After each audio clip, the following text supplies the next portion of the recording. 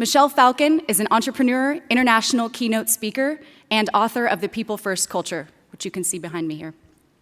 His thought leadership has been included in Entrepreneur Inc., Time, Forbes, and Yahoo's Small Business Advisors. As an entrepreneur, Michelle has grown a hospitality company with over 100 employees and tens of millions in yearly revenue. And I had a chance to speak with Michelle just before the program started, and his presence is so authentic and radiant. You guys are in for a real treat today. So with that, let's put our hands together and give Michelle a warm Las Vegas welcome.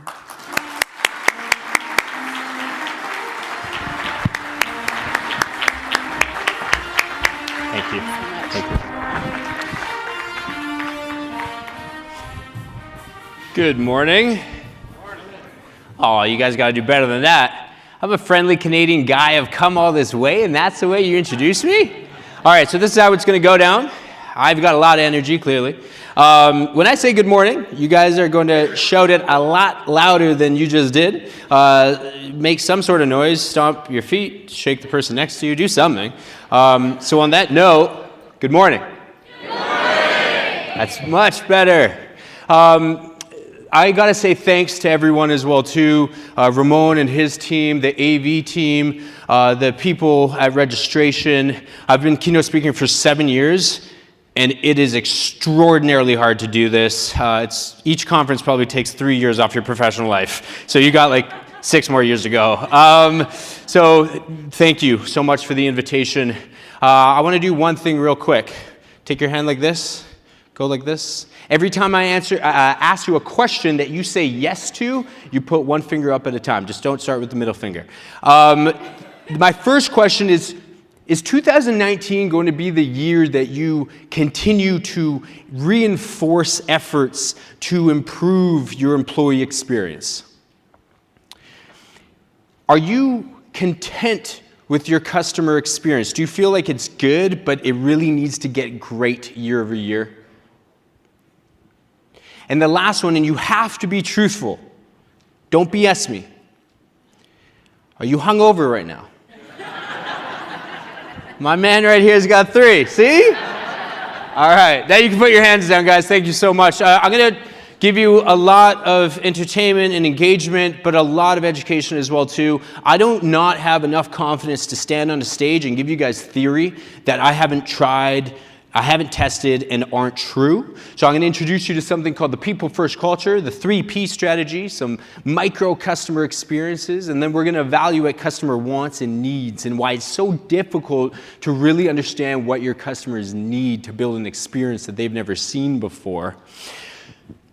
But before I do that, I need to borrow a few minutes of your time because I need to let you know what I've been up to for the last decade. But I promise you, it's not going to take more than 10 minutes to explain this to you. And the reason I do this is because regardless of our industries, if they're similar or if they're maybe the same or how big our companies are, I recognize that there's a couple big ballers in the audience that have billion-dollar companies, and I'm not there yet, but if we strip everything away, the industry and the size of the company, what the commonality is we're managing one thing: human behavior. The expectations of our employees and our customers must be managed to build a people-first culture. In 2007, I was a young professional trying to really understand what I wanted to build my career off of. What was going to be my niche or my niche? And I looked at PR and biz dev, and I was like, that sounds cool and all, but what could be my thing? And I had just left business school because I wasn't an academic. I didn't come from a wealthy family, so I had to pay for my own post-secondary. But I lasted 3 semesters. It didn't make sense to me to pay, and I wasn't engaged, I wasn't learning. So at the time, I lived in Vancouver, Canada. And there was 2 real juggernaut companies at the time to work for. 1-800-GOT-JUNK. If you've ever seen the garbage trucks driving around, if you're not familiar with the company, a guy started in 1989 knocking on people's doors, being like, hey, do you have a couch, a fridge, an ex-husband, or something you want to throw away and pay me for it? That company now does $400 million a year in sales system-wide across the globe. And the great thing about that business is one owner. No outside VC, one owner, no debt. Like, oh man, like, that's an amazing business. The other company was Lululemon, the athletic apparel company. I applied for both, and then I was hired by both companies, and I chose 1-800-GOT-JUNK because they had just won the Best Workplace in Canada award by Maclean's magazine as a medium-sized company. That is a massive achievement, and it was a garbage company, right? Nothing about that makes sense. But I joined the company and I started off in the call center, answering 100 calls a day. I didn't grow up wanting to be a call center agent, no disrespect to the industry, but it's just nothing I aspired to do. But I knew that that was going to be my stepping stone to understand how companies are grown and take my career from there. It was in year one that I read a Harvard Business Review article. And they were talking about a term that I'd never heard of before. I wasn't even taught it in business school when I was there for 3 semesters, and it was customer experience management. And it made sense to me. You build an organization that have systems and processes happening behind the scenes to enrich the lives of your customers, and you grow an organization organically through referrals and repeat business and it being an admired brand and all these great things. So I said, that's it. That's my PR equivalent. And it was super niche, right? 2007, nobody was really talking about it. Shortly after, Zappos was the company that was really taking off, leveraging customer experience management. I soon realized that there is no customer experience if 2 things don't happen first. Build a people-centric culture and focus on your employee engagement and their experience as well too. It just can't happen. And I've seen this. I've worked with many businesses to this date, and it's just impossible to do it genuinely. I was at 1-800-GOT-JUNK for 5 years. I was promoted 5 times in 5 years because I gave myself to my career. I knew where I wanted to be in Las Vegas, speaking at conferences like this, but I knew I needed to cut my teeth first and earn some credibility. So at 1-800-GOT-JUNK, we launched a Net Promoter Score program, complaint resolution systems, built customer-centric training material for thousands of employees, and many other good things. In 2012, I woke up one morning and literally it was kind of one of those like movie moments. I looked myself in the mirror after brushing my teeth and said, I'm done. Not because there was any resentment toward the company. I loved 1-800-GOT-JUNK, but I wanted to scratch that entrepreneurial itch. So I started off and I built an advisory company. I called it Falcon Consulting Group, and I made sure that it was a group because I had the aspirations of growing this massive agency. Truth be told, I operated it from my parents' kitchen table, and my only employee was my dog. So it never got bigger than a group or than one person. It never became the group that I aspired it to be. But one day I got an email from an executive of Verizon Wireless. And just before that, like literally 24 hours before that, my biggest client was Ferguson Moving and Storage based in Vancouver, about a $2-3 million company at the time. So I went from 3 million to 100 billion. And I was like, I better figure out how to write a proposal. And I probably got to get a phone line that's not my parents' house line. So Alfa Romeo, Blue Cross Blue Shield, McDonald's Canada, the companies started getting bigger and bigger, and I was advising them and working on some strategic initiatives, building content, hosting workshops, and giving keynote speeches for them. But then in 2016, I realized I'm bored. I was lonely, actually, right? Traveling to conferences and everything is fantastic, traveling to go speak at or work with clients. Eventually that drink by yourself in the lobby bar gets really lonely, right? So I said, I want something else. I moved to Toronto, and my business partners and I now have grown a portfolio of restaurants and bars on King Street in Toronto. And we've gone from over 2 years ago, just under that, we went from 0 employees and $0 in revenue to just over $15 million a year in revenue and 150 employees. We'll add another 75 employees within the next 3 months when we open our next venue. The things that I talked to you about today are the tried, tested, and true initiatives that we've deployed. And again, I'm not a theory guy. Yes, I wrote a book, but the book talks about all of the strategies, ones that have worked and ones that haven't worked. And I'm very transparent about that, and that's something that I'm looking forward to sharing with you guys. Every company wants to build an organization like this. They want to recruit and onboard a high-performing team who have high engagement, and they take care of their customers. I don't think anybody that would say, you know what, that's not for us here at our business. But why is it that some companies succeed and others fall short of actually achieving this within their business? I sat on this for months before I developed and wrote the book.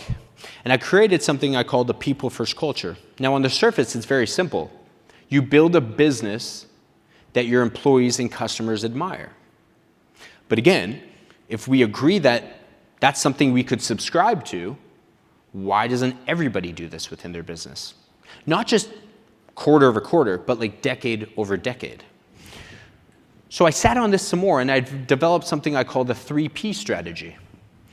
The 3 Ps is what hinges everything together: purpose, process, and profit, in that order. So let's do this again by leveraging the 3P strategy. We recruit and we onboard high-performing professionals. We understand the purpose of 3 key entities. What is the purpose of our company? What is the purpose of our customers?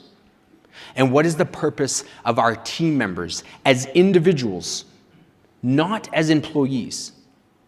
Once we're able to create alignment behind that and have clarity within the organization, department to department, what we're going to experience is genuine engagement. Then and only then can we start building processes that will enrich the lives of our customers and our employees. If you have ever built a strategic initiative and you were like, I can't wait to deploy this, this is going to be so great, on paper it was fantastic, your project management teams came together to develop this, and then it fell short, or it wasn't adopted like you thought it was going to be adopted, when I advise companies, I ask them to genuinely ask themselves, are the team members that are living within these processes actually engaged? Because we may have gone out and built the processes for them, but neglected that these are going to fall short unless our team members have high engagement to live within these processes, because they are the ones that push them forward. As leaders, we are the ones that often build them or have them built with our teams, but we have to make sure that our front lines and our junior and senior managers are able to live within them within high engagement, because that's when adoption happens. Once we've built these processes, we are able to take a step back as leaders and allow these engaged professionals to deliver an experience to our customers that they've never seen before. Then is our reward. Profit is a reward. It's not an outcome. And please know that I'm an extraordinarily profit-driven entrepreneur. It's just how I go about it might be a little different than others. I've trained myself to think long-term, because the initiative that we build today, maybe it doesn't pay us an ROI for 12 to 24 months. And I'm okay with that. I'm patient, because I know that I'm managing something that's very sensitive, and it's human behavior. Think about your personal life for a second. The person, your best friend, your aunt, the person you married, that took time to build that relationship, and now it's fruitful. So why is our relationship with our teams any different than that? Strip that all away. It's just human behavior that we're trying to manage. But yet we've trained ourselves to think short term, and I get it. Many of you guys probably have to report to the street every quarter, right? I get that. But how can we find a balance between having to do that and building lasting relationships internally and externally with our customers and our employees? I said that there's 3 key entities with purpose: the company, the customers, and our teams as individuals. I want you to pretend that we're at McCarran Airport, a beautiful airport, and I'm sitting at the gate, and we happen to start talking, and I ask you a very loaded question. I say, and I want you to think to yourself, how would I answer Michelle's question if he asked me this? What is the purpose of your company? If I asked you that, how would you respond? And this is the rule, guys. If you do not want me to pick on you and call you out, divert your eyes, because if you, see, this always happens. But if you don't want me to, but if you want to engage, keep your eyes on me, and then we'll engage. I don't bite, I'm good. So what is the purpose of your company? I told you I was going to pick on you guys first. So I want the three of you, because all from the same company, how would you respond to me if I asked you, what is the purpose? It's customer service. Okay, so put that in a tight phrase, like just button it up. To deliver exceptional customer service. Okay. Provide a great experience. Okay. Same. Same thing? Okay. That's cool, and that was super rehearsed. So, but let me ask you this. If you went around to each, how many stores? 17? 18? If you went around to your frontline employees and asked them the same question on the same day, let's say, would you get the same answer in a buttoned up way? Probably wouldn't. And I'm not trying to undermine you guys, right? Because have we included that in onboarding and our training, right? I was taught when I was a lot in my earlier years as a young professional that building a culture is a little more than a sports team, a little less than a cult. It's right in between. And to be able, look, it sounds funny, but it's kind of true. And for me, alignment absolutely matters. And that's something that is extraordinarily actionable for you guys to go back to your place of business and ask, just department to department, just randomly do it on a certain day. Ask, what is the purpose of our company? You see, a company like Nike, their purpose isn't to build great products. It's to stand behind things that they believe in, even if it's not popular, and even if some of their customers are going to burn their gear. Did anybody see the Serena Williams? That was powerful. A video that came out. If you haven't, Google it immediately after this. Powerful. And notice that in the video, they talk about nothing about their products. That is an outcome of having alignment behind a strong purpose. And they're a pretty high-performing company. Here's a company you've probably never heard of, Pellicase. What you see here is a biodegradable cell phone case. Now, Matt Bertulli is the founder of the company, and he's in my entrepreneur group.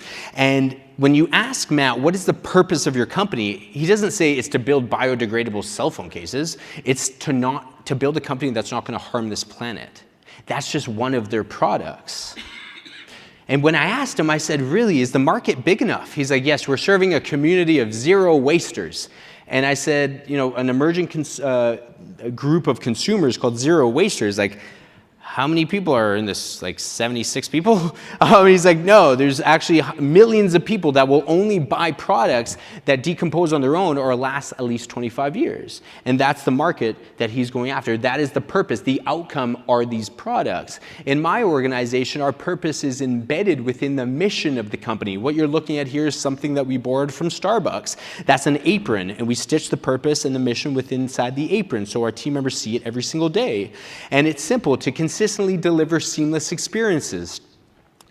It's not to deliver seamless experiences to customers, it's to everyone that interacts with our brand. The media, the people that sell us steak and vodka, those suppliers, even the government. We went through an audit, and I told my finance team, I was like, guys, they are our best customers, right? We treat everyone the exact same way. That is the purpose. The outcome of this is a great steak, a great bottle of wine, a great experience for our customers by having strict alignment. I have a rule, 5x3, and I highly recommend adopting this. 5 times a week, 3 times a day, I will walk around our venues, and we have them all congested in like a 1-block radius in downtown Toronto. And 5 days a week, 3 times a day, I will ask somebody at random, what are our 5 core values and what is our mission? And if they're not able to recite that, I ask our managers to take them off the floor, create alignment behind that before they can go back and interact with our guests. I know it's a little cult-like, but alignment matters. Aligning a company behind the North Star of the organization really matters. If you've ever asked yourself or been frustrated by like, why aren't they getting it? It's probably this. There's probably no alignment behind the purpose of the company, or the purpose might be viewed differently by them than by you. One thing I know very well, because I worked in a call center where I was answering 100 calls a day for about a year, and that might sound exhausting, but picture this. I had the longest average handle time in our 100-person call center. And the reason why is because when you answer a phone from someone in the US, and the first words that come out of their mouth are, "Michelle, you don't sound like a woman."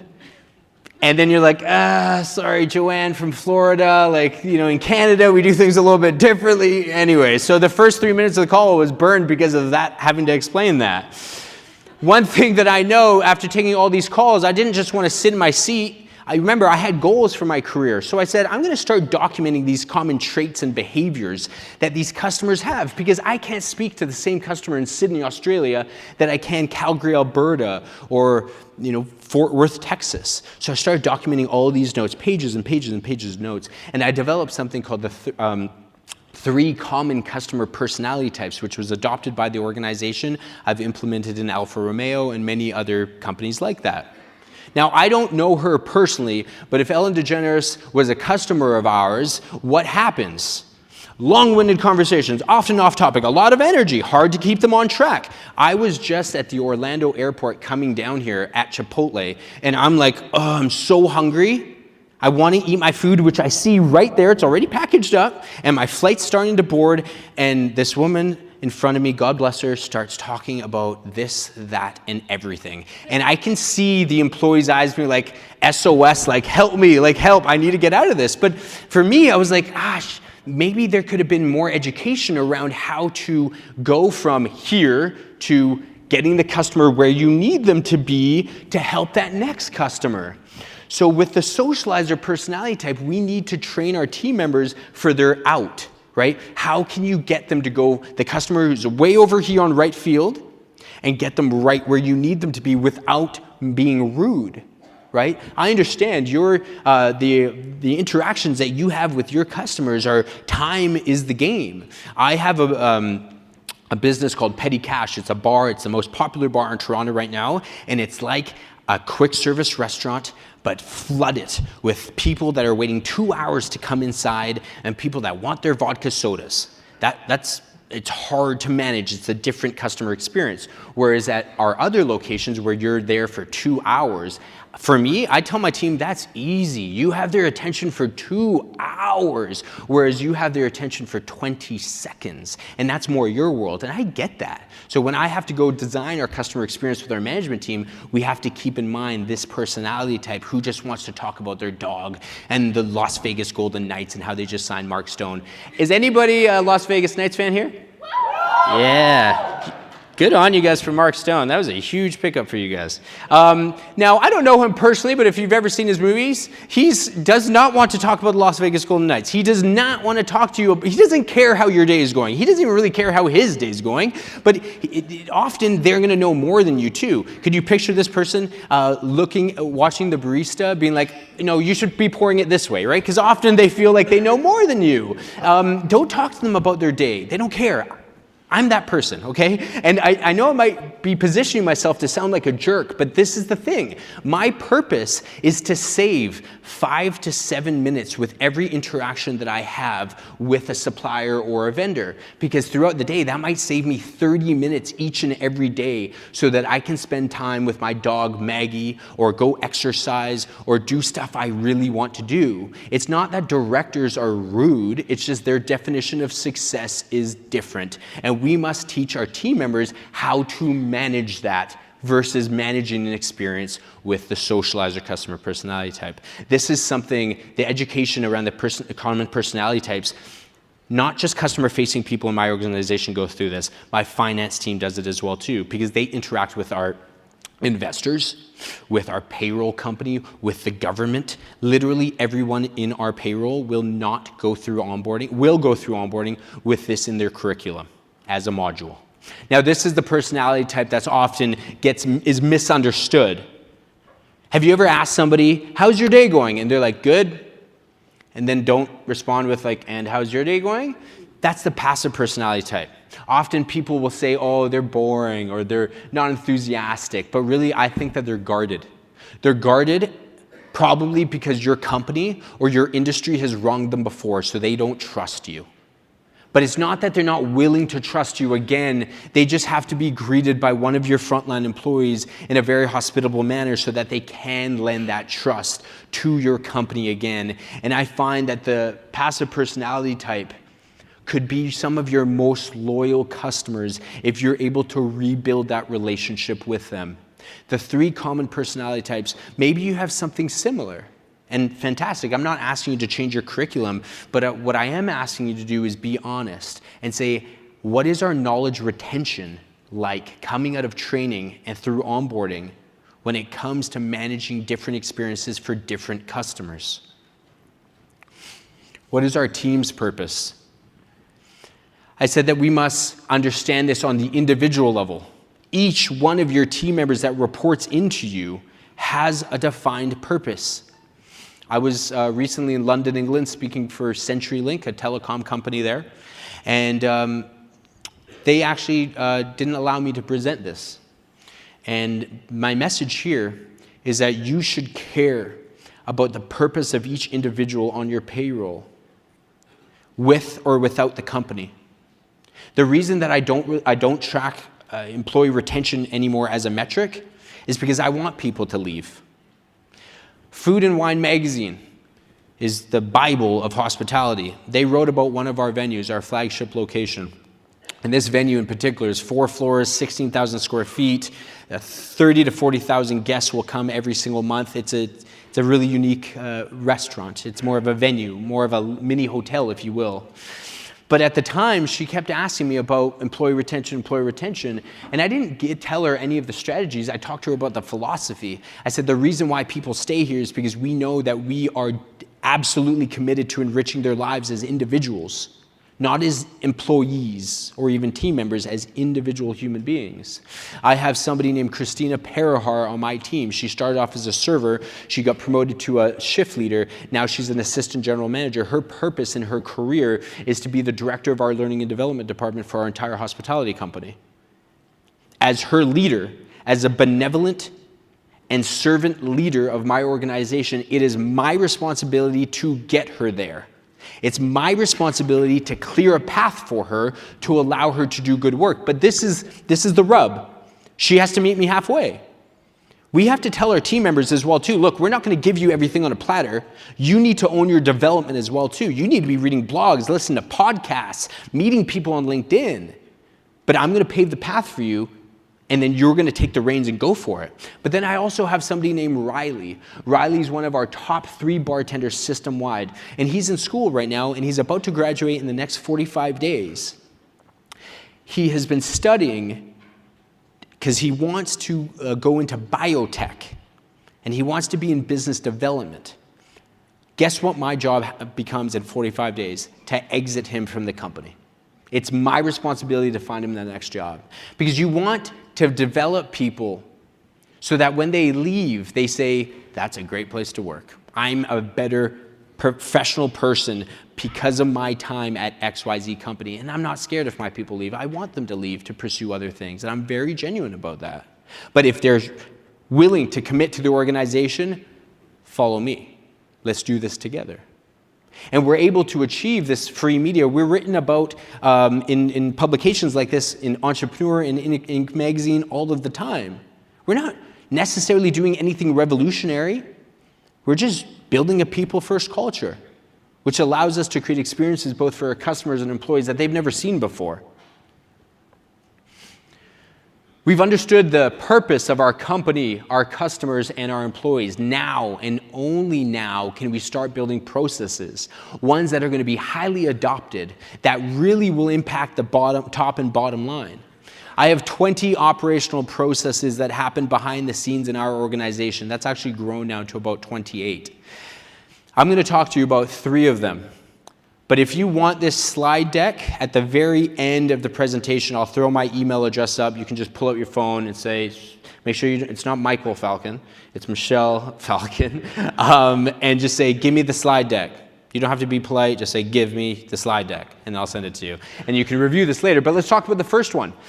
Before going into this industry, remember, I had zero hospitality experience 2.5 years ago. Zero, none. As a matter of fact, my father in the 10th grade had to file for bankruptcy because this industry chewed him up and spat him out when it was done with him. Right? There was a lot of hardship in my family when I was growing up. So I'm not saying this so that you're like, oh, he's here to seek vengeance for his family. Not at all. It was just like, hey, this industry is really challenging and I kind of want to roll up my sleeves and see if I can do some cool things, leveraging what I know about people. One thing I know is that employee retention is quite low in hospitality and in quick service. Raise your hand if retention is a problem for you in your company, right? Okay, only some people are being honest, but that's all right. So I knew that we can't just hire people right off the bat. We need to make it hard to work for our company. That's where retention will go up. We need to create a rigorous process for them. Because sometimes we're like, hey, do you like sports? Yeah, you're hired, right? Like that's how some companies hire. So this is the interview process. I'm not going to take you through every step, but I can send you that step-by-step guide if you email me at the end. I want to focus on 2 steps within our pyramid here. It's the culture interview is the second step.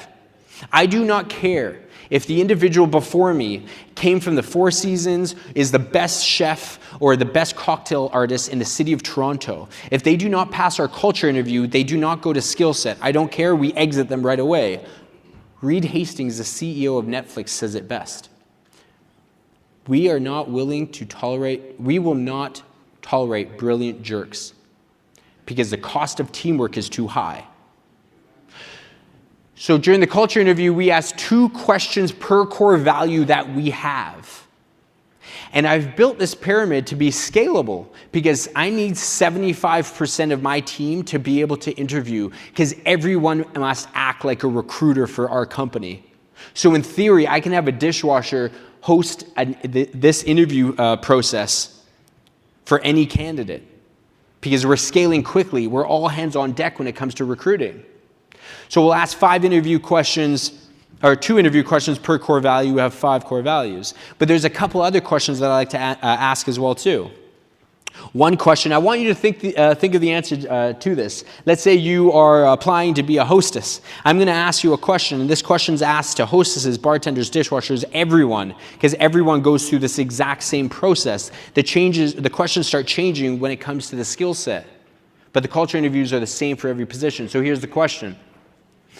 What is an indulgence that you cannot live without that costs less than $20? What is an indulgence you can't live without that costs less than $20? Who's got an answer for me? Keep it legal because a lot of your peers are here. Yes, sir. Thank you. Thank you. I really appreciate that. The bottle of red wine that I always buy at home. What is the brand? It's a Rioja Tempranillo. Oh, that's really hard to pronounce. Rioja. Tempranillo is great. Okay, let's just call it R. Keep it simple. What grape is it? The grape is Tempranillo. Oh, okay, got it. Cool. So I'm writing that down. What about here? $20 indulgence that you can't live without? Starbucks. What roast? Oh, just a medium roast with coconut milk. Coconut milk. Okay, great. Somebody over here? Netflix. Fantastic. Okay. You probably already have Netflix, right? Yes. Okay. What accompanies your Netflix? Is it a nice blanket? Is it popcorn? Is it what do you got going on? 1 bottle of wine. Okay, what type of one? Because it usually is 2, and you're just kind of limiting yourself to 1. What brand and what grape? Cabernet or Pinot. Fantastic. Congratulations, guys. You were all hired. What do you think is waiting at your workstation on day 1 of onboarding? It's your $20 gift and a handwritten card from our ownership team saying, and the language matters in this message, thank you for choosing us. We understand that you could get hired by any company on this street. King Street is where all the restaurants and bars are in Toronto. Thank you for choosing us. We can't wait to build this business with you. Okay, language matters in your business to build your culture. I don't allow employees to call me boss. It creeps me out. I don't say I work for him. I'm like, we work together, period. So why do I do that $20 gesture, okay? The warm and fuzzies, I heard some people say, aw, right? So I get it, right? The warm and fuzzies, but I'm asking you guys now, to deliver an experience to our customers that they've never seen before, shame on me if I'm not willing to do that for you. I'm now asking you to care about a stranger. Listen, when you ask your team members to deliver a great experience, you are asking them to care about a stranger. I must do that for you too, because at the very beginning, we're strangers, and hopefully we build a relationship, so that's not the case in time, but on day one, we're strangers. And lastly, here's the real benefit from an operations perspective. You guys are just about to go into training. I need to influence your engagement on day one, because once you go into training, I need your knowledge retention to be high. And the best way to do that is to create an experience that you've never seen before to increase that engagement, because knowledge retention will get higher because of that.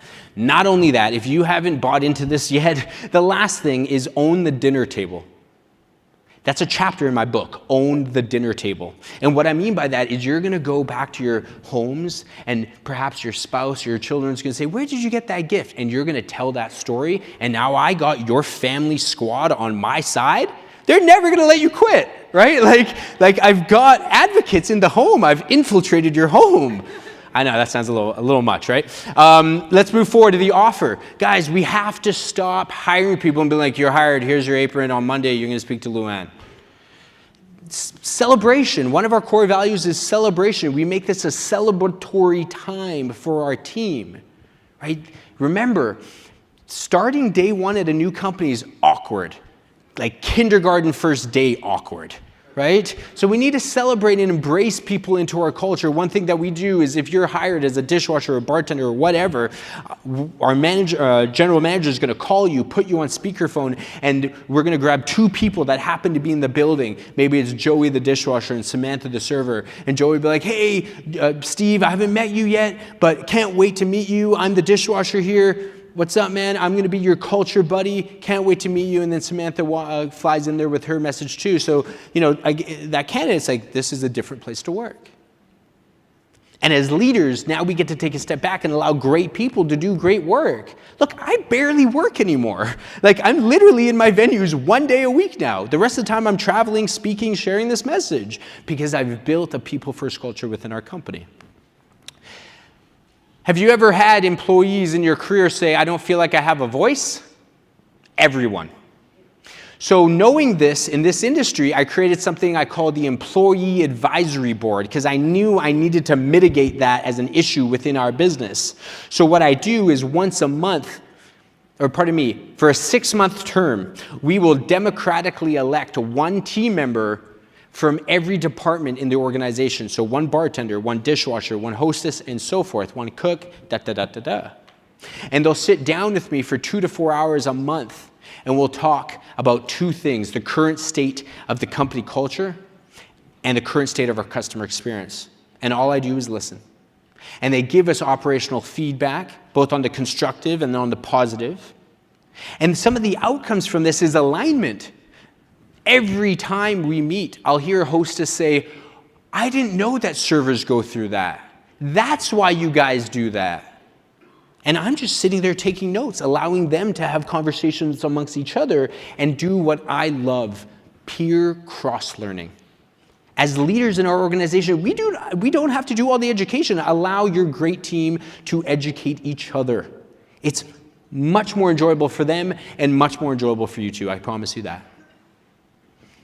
Voice of the employee, it's one element within our Voice of the Employee program. We survey our employees as well too. Servant leadership. Servant leadership is something I outline in the book as well too. And I'm sure you can imagine what that means, but it allows our team, the Employee Advisory Board allows our team to give us feedback. Then I go to my management team and say, guys, is there any validity to this? And sometimes they're going to say, you know what? Absolutely.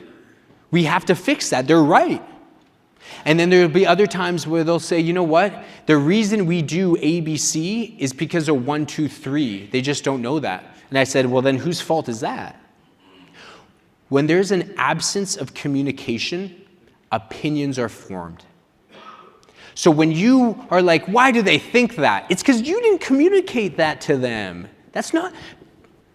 People don't fail processes do.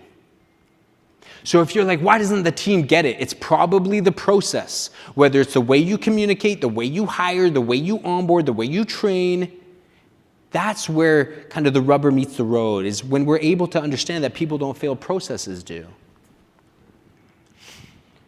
And become an admired brand. The Employee Advisory Board is probably the program that I'm asked about the most by organizations of all sizes around the world, because they're like, you know what, that makes sense. We survey our customers intimately. Why wouldn't we do that for our employees? Again, I'll give you a step-by-step guide on how to deploy this in your organization, whether it's on a local or a national level. This is probably my favorite initiative because I light up when I hear of great experiences. A micro customer experience is a subtle, memorable, and affordable gesture that you do for your customer that resonates with them for years. Now, I want you to keep an open mind here because I recognize not many of you guys have the luxury of having your customer's attention for 2 hours like I do, but again, I do have venues as well too where somebody's like, give me my vodka soda right now, right? Just like it might be like, give me my coffee right now. I want to introduce you to somebody named Alyssa. Alyssa's purpose is to sing. She's a musician with her boyfriend, and they travel Canada, they sing together. But she works with me, to secure her livelihood. And the agreement is this: we're going to help you get more gigs so that you can find live your purpose, but during your time with our company, we're going to ask you to give yourself to our purpose, and that's to create seamless experiences. One day, on the weekend, a group of ladies comes to one of our venues to have brunch, and it's the last time that these 4 ladies are going to get together because one of them is just about to have a baby. Alyssa takes the education that we give her during our learning and development onboarding modules, because we don't tell our employees to listen to our customers. Listening is a cheap skill set. Listen and take action on what you have heard. Acknowledging what your customer has said isn't enough anymore. That's table stakes. Listen and take action on what you've heard.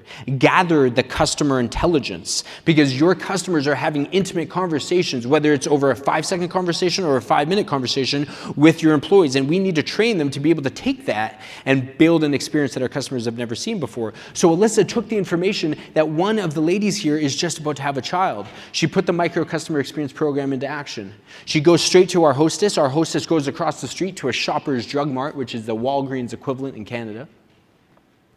The hostess buys a box of diapers, a rattle, a wrapping paper, and Scotch tape, comes back in time, wraps the gift, handwritten card, gives it back to Alyssa. Alyssa goes, hands it to the guest. Now, I recognize that you can't have your customers sprinting out of your stores to go do this, right? But what about something as simple as this, which will drive sales? Compliment my shirt. Tell me I'm having a good hair day.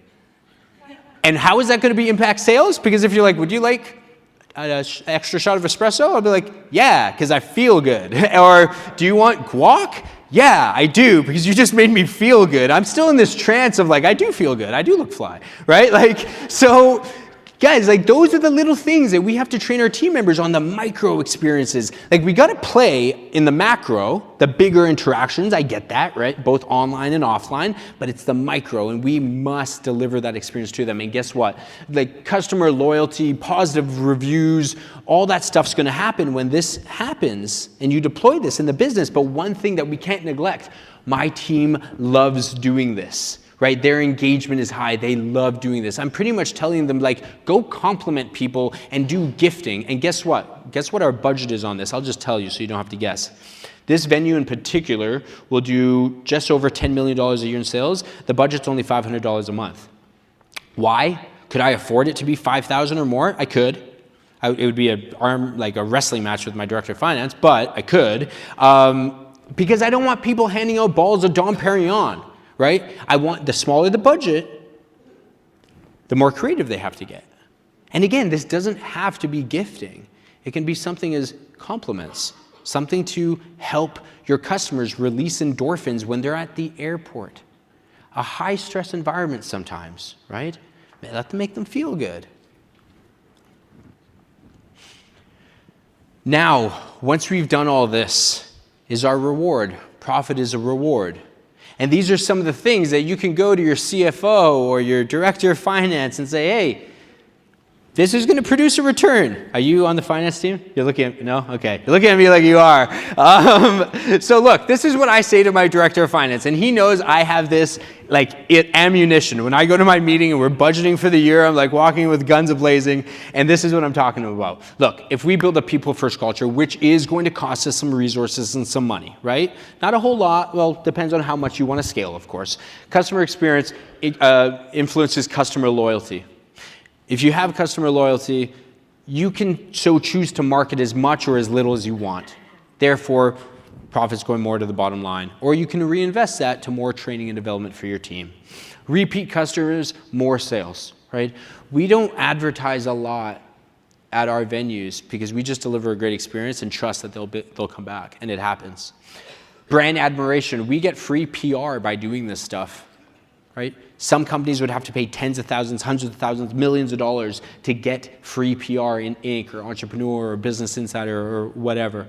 Food and Wine magazine. That didn't cost us anything. We just did something genuine and we got massive PR from it. Decrease in refunds and discounts, more profit. Make price secondary. Our venues, we're not cheap, right? But we're not scared to say that we are, it does cost money to come and dine with us, but we support that with a great customer experience to have people make price secondary. On the employee side, less turnover, which means manageable training costs, more profit. Employee loyalty, team alignment. Higher productivity, less mistakes, higher sales, more profit. But the thing is we have to be patient. I hope we're trying to build businesses for the next decade rather than just for the next 10 weeks. And I know sometimes it's a tough conversation to have within our businesses because we have to produce our quarterly results. I get my P&L every single week. One of our venues has 4 P&Ls because it's that complex. You don't think the first thing I'm looking at is straight to the bottom and then I work my way up? Are you sure you're not a finance guy? All right, might be by disguise. So guys, this is it. This is it. When I host workshops for companies and speak at their events, I say we need to operate like our grandparents did when PPC and SEO weren't anything. The way that my grandfather learned how to grow his business in Lima, Peru, and he sold fish. My family has actually a funny history about, I was a garbage guy and he was a fishmonger. It's not very sexy businesses, but the only way he knew how to grow a business was by building genuine relationships with his employees and his customers. And I think with the launch of the internet, PPC, SEO, and things like that, it kind of made us disingenuous because we were like, hey, we can acquire more customers by using this internet thing, and our resources went to that, and they were taken from people initiatives. But now I think it's coming back, largely because of social media. We gave everybody a voice, and we're like, oh crap, we have to care again.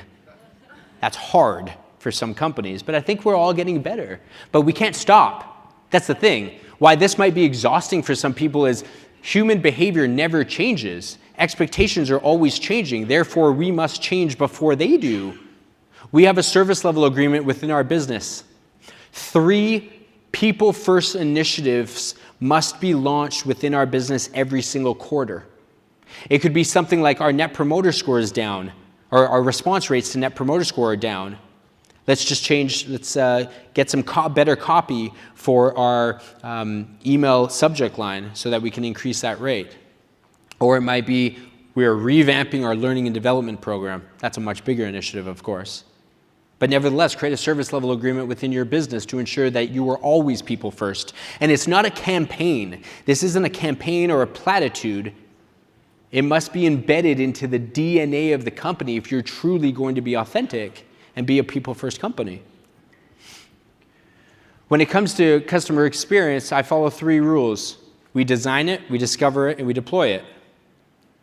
When we surveyed 1,000 customers in Toronto to understand their hospitality behaviors, what we learned is they want this. They wanted value. They wanted a seamless experience. They wanted solutions. And they wanted confidence. They wanted consumer confidence. And in my world, it's me and my wife don't get to go out a lot, let's say.